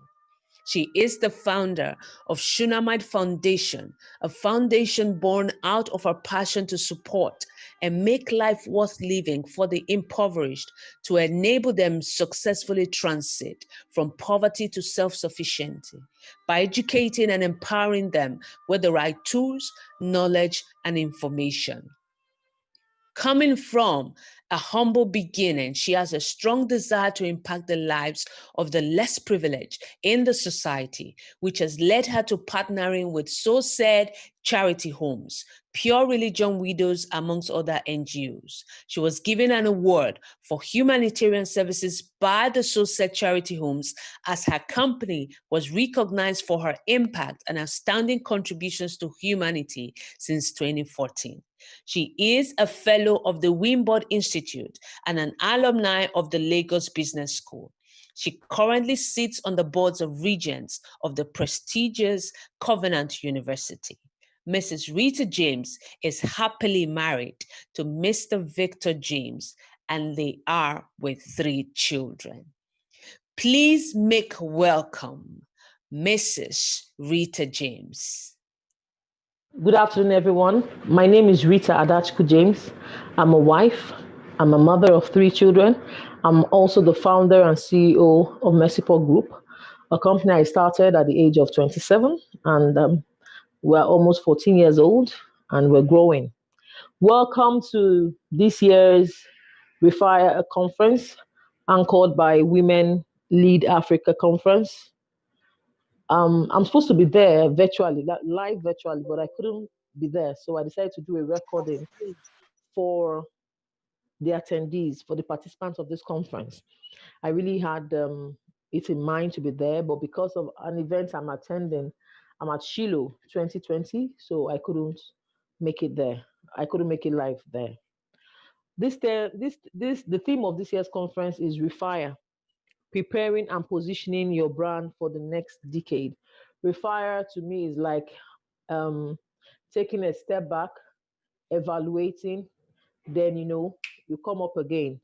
That's what REFIRE means to me. And I was asked to speak on the theme, becoming a woman of influence. First of all, what is influence? Influence for me is having an impact to those whom you were sent. Not to everyone, not impacting everyone, not influencing everyone, but to those to whom you were sent. So, but first of all, for me, impact or influence has to do with the discovery of purpose. In the words of Miles Monroe, if purpose is not known, abuse is inevitable. So purpose is like knowing where you're going, knowing your destination. If you don't know your destination, first of all, you will know the bus to board. And if you don't know the bus to board, who is going to join you in that bus? Like I read sometime that there's no place called everywhere. There's a place called somewhere, but there's no place called everywhere. There's no bus going everywhere. So if you don't discover your purpose, first of all, you won't be able to be a person of influence. I know my purpose, I know my calling, I know my why. My why for me is to build a brand, build a business that will have an impact in Africa, on the African continent, and have a global recognition, so that people that were, that came from kind of humble background I came from, can see that it's whatever is possible. Whatever you set your heart to do is possible. So that is my why. That is my purpose. So I know those to whom I've been called to influence. I am not going to want to influence everybody. I'm not going to want to, talk to everybody. I'm not going to want to impact everybody. So I'm only called to a particular group of people. So who are those group of people? How am I impacting them? How am I influencing them? Let me give you some examples. Mrs. Ibuku Awoshika is the chairman of First Bank, right? We all know her. So she has a sphere of influence. Most people that should be influencing are those that want to, that aspire to be in business, that aspire to be in the boardroom, to maybe an entertainer or someone that wants to be a musician. She does not have to she doesn't have to inspire them. She doesn't have to influence them. Everyone has their own sphere of influence. For example, Joke Silva is a great influence in the entertainment industry, being a mother, being a wife, and also being able to grow in the entertainment industry for those that want to follow that same path. So discovering your purpose, this is why I was made, this is why I was called, this is why I was created, makes you to toe a particular path. It makes you create a particular path for yourself. Then when you toe that path, when you focus on your purpose, you're able to produce results. Those results is what actually earns you respect. And respect is what gets people influenced by you. If you don't have results, no one is going to respect you. It's not what you know, is the results you show, is the results you give. Like in business, so I see a lot of us today, a lot of young people, we just want to speak about business, we want to go for conferences, you want to be called to speak. What results do we have? What results do we have? It's the results we have that determine the area of our influence, that determine who we are going to influence. So if you want to become a person of influence, become that doing person. Become a doer of the things, of the knowledge. Start carrying out the knowledge you've gained. Then when you start producing results, then you have, you become a person of influence. I've always been someone that I don't seek to be known. I seek to know. I always want to know more. I always want to learn. When opportunities come and opportunities arise, then people call me to say, okay, can you come and do this for us? Can you come and speak here? Can you come and do that? Because you don't want to be an empty barrel. And what makes you have results is a lot of experience, because it takes a lot of experience to know, to be able to differentiate between right and wrong, between, this is the right thing I will do to produce results, or this is the wrong thing I will do to produce results, to produce negative results. So, dear participants, who do you want to influence? Have you discovered your purpose yet? You know your why. This is why I was called. This is why I was made. This is why I was created. This is what I want to do. This is my desire. This is my passion. So wherever you are you already producing your results? Do you know if okay, for example, when I started my business, I could only talk to an account officer at a very low level, okay? But as I grew in knowledge of the business, I started in the oil sector. As I grew in knowledge of the business, I started producing more results. My results were more customers, increase in turnover. Okay, so the sphere of my influence increased. Then other higher officers wanted to talk to me. Now, EDs can talk to me, MDs of banks can talk to me. Why? Because my sphere of influence has increased. So influence also increases. Well, at whatever point you are, seek to have a solid foundation. If you're, for example, you're selling a particular item, and that's what you really want to do in time to come, seek to have a very solid base of that particular item. Know about what you're selling. when I started my business in the oil sector, right? So a lot of people, just did it. A lot of people at the level I was, which is, buying of bulk sales and distribution and all that. A lot of people took it casually. They didn't see it as a business, but because I wanted to do the business, I invested my time, I invested my energy, I created a process and I built a company in that sector. That way I was able to grow my circle of influence. So now I have been able to also train a lot of people in the business that are doing very well. A lot of young people in the business look up to me because I have been able to work on my business. I've grown my business. So your influence, the circle of influence will also increase when the knowledge of your business increases, when the knowledge of what you were called to do increases. So focus on your own, like they say, focus on your focus. What's your business? What's your goal? What's your objective? 2021 is coming. What do you want to do? And it's good to be a person of influence in your selling, in whatever you're doing, because of course it gains you more when they're looking for people to do something, in a particular area you're called for. There's a lot of financial rewards that come with it. So it's actually a good thing to desire to be a woman of influence, but you must be a woman of focus. You must be a woman of purpose. Not someone that everything phases. You must be someone that is disciplined. This is what I want. This is what I'm going to go for. I'm focusing on this. This is what I'm going to go for. 2021 is coming. What am I focusing on? For example, in 2020, there's some things I focused on.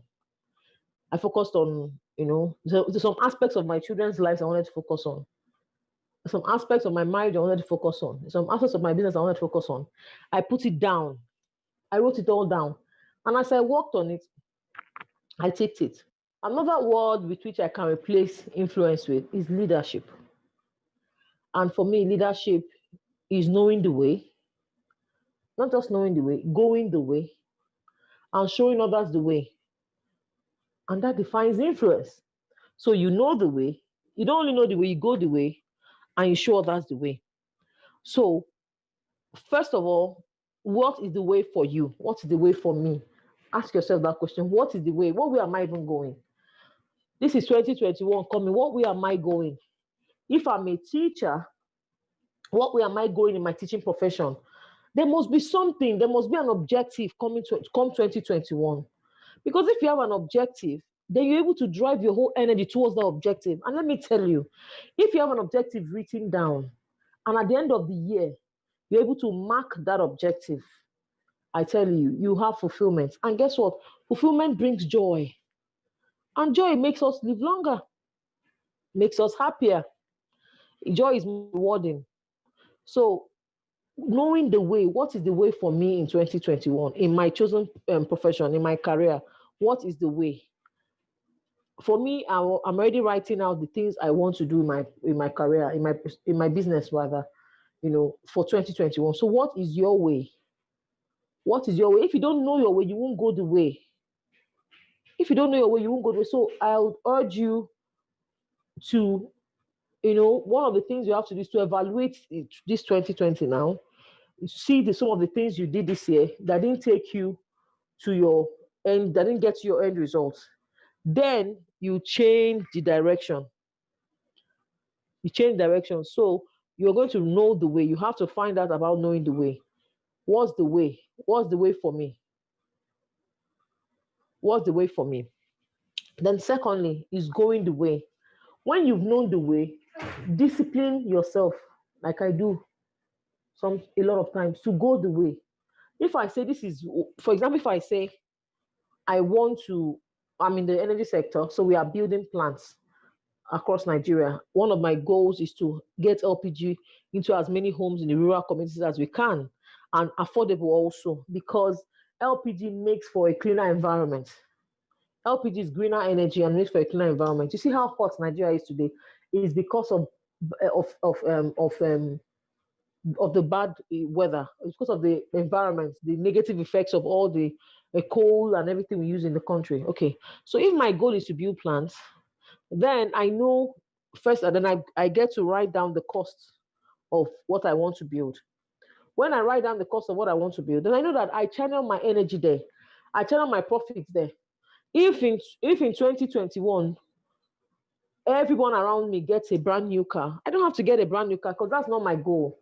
If I meet my targets of building my plans, then there's extra money for me. Then I'm going to buy the car if I decide to. But I have to go the way I have known for 2021. I have to go the way I've known for 2021. So we have to write down our goals and go that way. That way, you know, being able, if you know where you're going to, you're able to cut excesses around you. You know, if you know that you need to, as a teacher or whatever you're doing, you need a particular course to get promoted or to climb steps higher in your work, then what you're going to do is that you're going to sacrifice time for it. So if other people are using their time for something else, you don't feel left out because you have a goal. You have you have known the way, and you're going to go that way. Everything, all your senses, everything is focused on that way. That's what I've been doing in my business. Okay, so let me tell you, as a business person, when I started my business, right, I saw a lot of people around me. You know, one of the things Nigerians think is a good, you know, business sense is the appearance. They have to look in a certain way. They have to drive a certain car to get respect. But that kind of respect, that kind of appearance, those kind of things only get you respect in the immediate. Those are immediate responses from people. As time goes on, they find out, they want to know who you are. They want to know what you have up there. They want to know your plans for your business. So at the beginning of our business, a lot of people were buying cars, and I felt, oh, maybe I'm not doing well enough.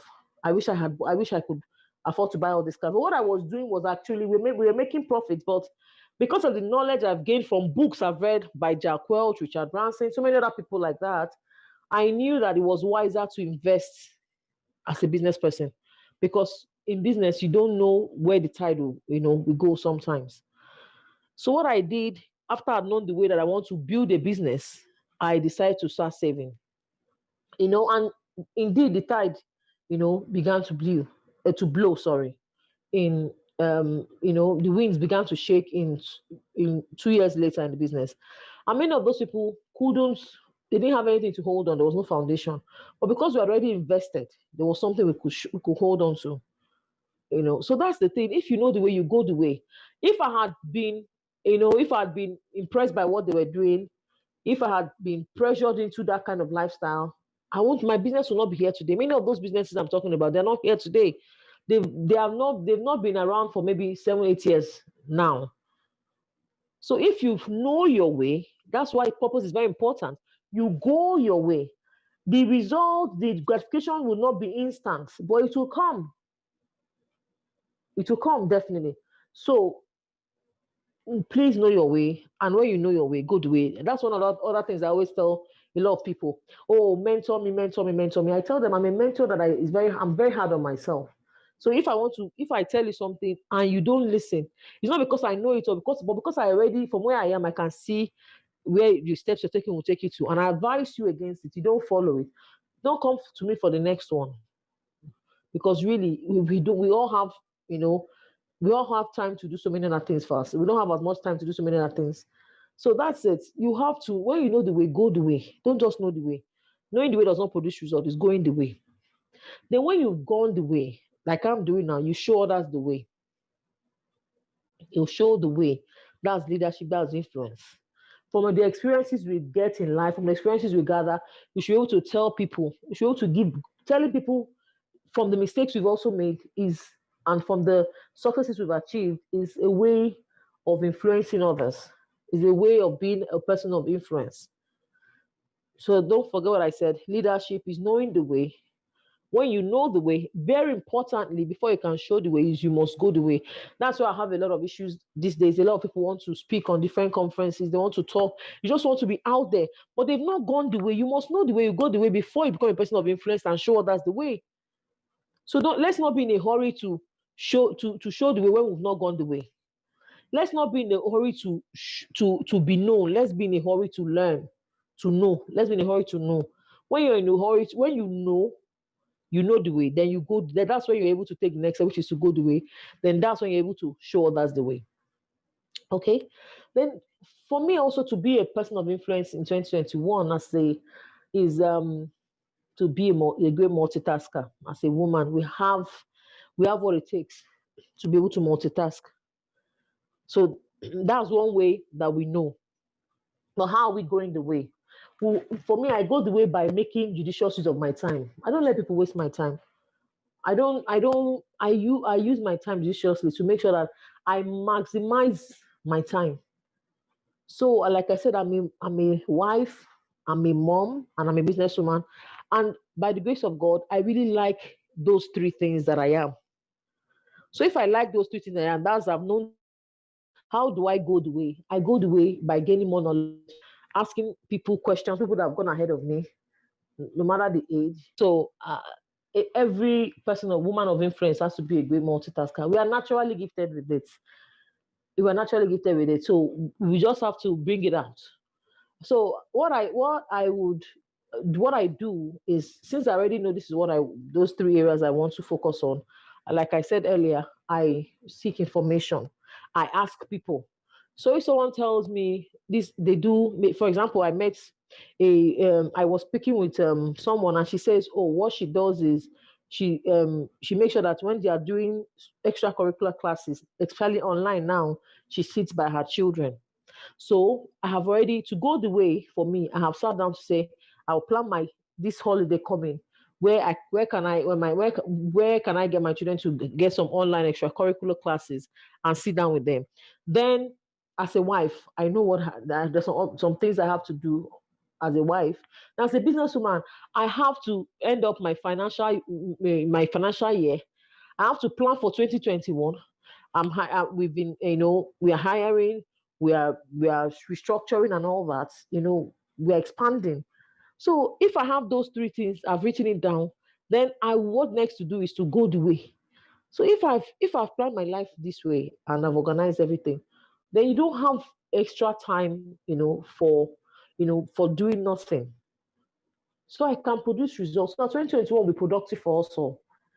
I remember when we had this lockdown this year, it was, at the beginning it was so difficult. I didn't know how to, cope with it. But I later told myself, I said, when you're faced with a Goliath, be like a David. Look for your stones, look for those things that you can get better at. So what I did, I said, I read a lot of books, and that lockdown, the first set of lockdown though, before the homeschooling time started, it was very productive for me. Despite the lockdown, I can tell you it was so productive for me. My mind shifted, something in my mind shifted because I invested in books. I invested time in books. Something in my mind shifted that was able to help me the rest of the year. So while people were talking about, oh, the rest of the year is this, the rest of the year is that, the rest of the year is productive for me because I was able to put my mind in a place where I could capture the good things I wanted. The rest of the year is productive for me because of my investment in my way. I already knew. So we as women have to multitask properly.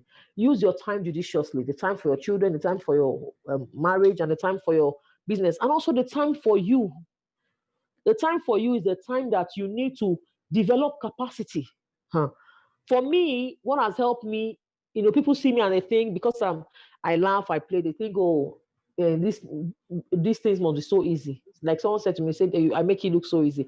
I said, I make it look so easy, but it's not easy because I invest my time well.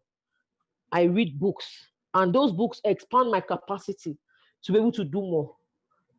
Those books, so you have to invest your time in where you are going. You have to invest your time when the way you've known, so that you can, you can have capacity for. If not, you're going to collapse. If not, the environment is insane. So many things are going on. As well as a woman, you're thinking of the future of your children, with things, prices of everything skyrocketing, but you need that emotional capacity, mental capacity, physical capacity. And if you have good emotional capacity, you have good physical capacity, you have good mental capacity, you'll be able to have financial capacity. Those three things must come before the financial capacity. So to be a person of influence also, you have to be, you have to be, in a way, people want you to be a blessing to them in a way. Give them when they need, or, how you can impact people's lives financially. So you need to be mentally sound to financially grow. Because if you're where you are today, your mind is where is most likely equal to what you're earning. So to increase, to be a person of financial influence in 2021, increase what you know.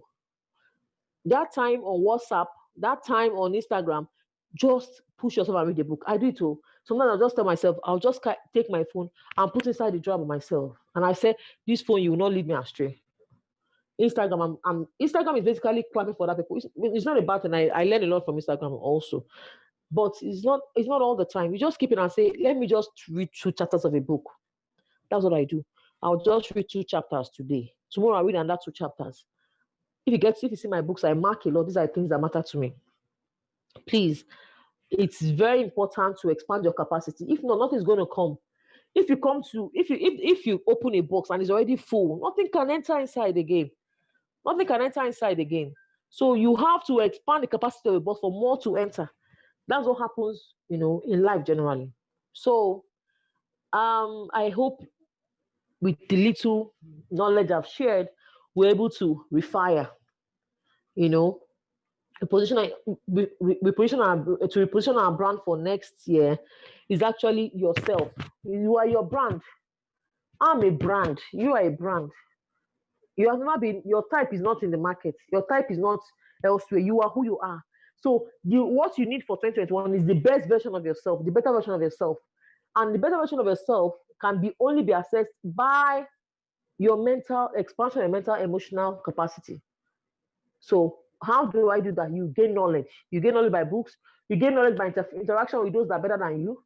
You gain knowledge by people that your sphere of influence. So if your sphere of influence are those that you waste their time on gossip, tell you what's happening in the entertainment industry, tell you what's happening in Instagram, that's as far as you can go. I'm sorry, but your circle determines where you're going to go to.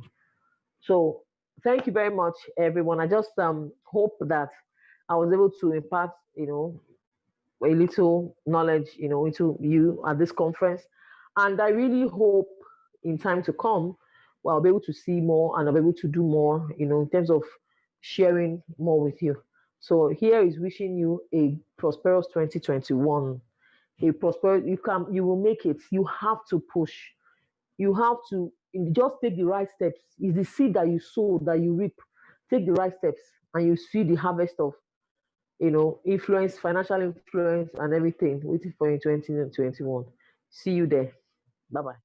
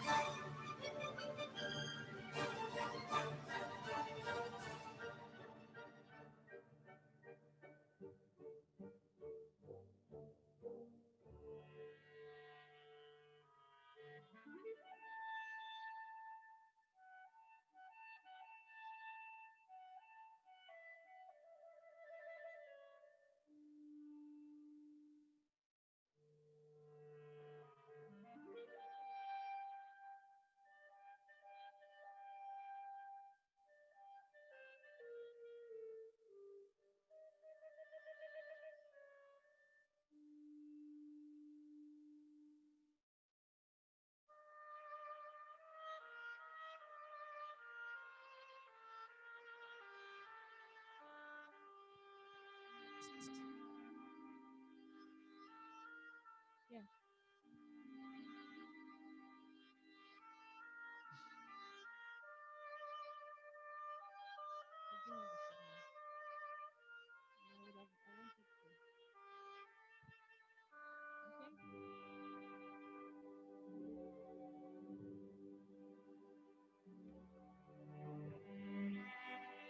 Yeah, it's been an amazing 2 days at the Women Lead Africa conference. I'm sure you would agree with me. As we round off and we move on to the masterclasses, I want to leave you with a quote by Nelson Mandela, and it says, "Your playing small does not serve anyone. Who are you not to be great?" I'll take it again. Your playing small does not serve anyone.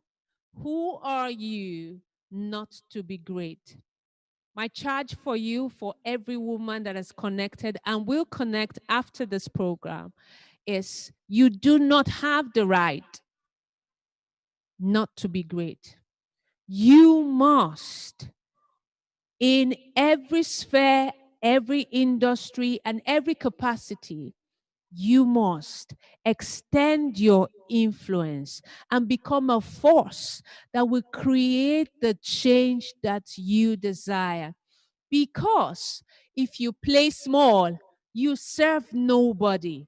At the most, you probably serve your children or your husband or yourself or your immediate family. But in greatness, in influence, you are able to make impacts beyond your local environment. You are able to impact in hundreds, in thousands, and hundreds of thousands. For the year 2021, I said, that the year 2021 are for the executors and the doers. Yes, we have taken 2 days to create ideas, to listen to dynamic speakers. For everyone that has shared one information or the other, one idea, one skill, one experience, just for you to be reawakened, you need to take all that you have learned and make the impact you were created to make. My charge for you is go and be great. Make that impact in your sphere, in your industry. You have learned that you need to focus. You need to go through the process. You need to learn. You need to get mentors. You need to study. You need to hone your skills. Everything that is needed, you need to put together to become the person you were destined to be for the year 2021. I want to say a big thank you to every participant. A big thank you to everyone that has made this program a success. To all our speakers, we are most indebted to you. We are saying thank you. And to everyone else, we'll see you in 2021. Bye-bye.